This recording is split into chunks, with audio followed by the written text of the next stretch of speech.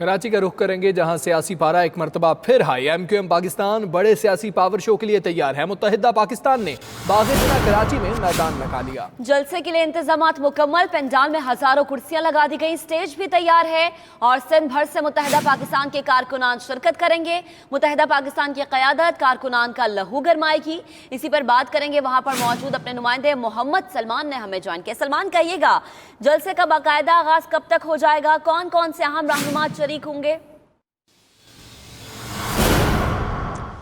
जी बिल्कुल, जैसे कि मौसम तो गर्म है ही, लेकिन सियासी पारा भी जो है वो कराची में गर्म होता जा रहा है। जलसों की बहार है। आज MQM पाकिस्तान जो है वो बाग़-ए-जनाह में जलसा करेगी और MQM पाकिस्तान का दावा है कि जैसे माजी में जो है वो बड़े जलसे करते रहे, तो बाग़-ए-जनाह में आज रिकॉर्ड तोड़ जो है वो जलसा किया जाएगा। MQM पाकिस्तान के कन्वीनर डॉक्टर खालिद मकबूल सिद्दीकी जो है वो सिंध के मसाइल के हवाले से जो है वो बातचीत करेंगे और आज जो है वो MQM की जानिब से दावा ये किया गया है कि पिछले 11 सालों की करप्शन पे से पर्दा उठाया जाएगा और सिंध के और खुसूसन सिंध के शहरी इलाकों की जो हुकूक हैं उनके हवाले से बातचीत की जाएगी और आगे का रोड मैप दिया जाएगा कि कारकुनान को आगे क्या करना है।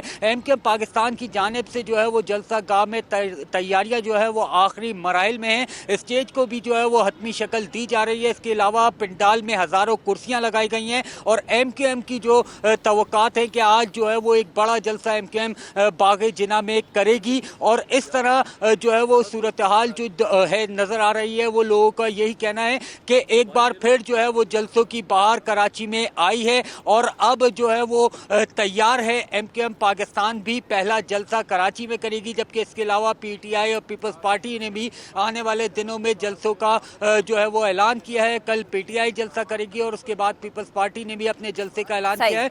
मुख्तलिफ जो है वो शहरों से जो है वो काफिले आज इस जलसागाह पहुंचेंगे और MQM यही उम्मीद करती है कि एक बड़ा जलसा होगा। जी ठीक, तो कराची के तारीखी बाग़-ए-जनाह में MQM पाकिस्तान आज सियासी पावर शो करने जा रही है। सलमान, आप अपडेट कर रहे थे, बहुत शुक्रिया आपका।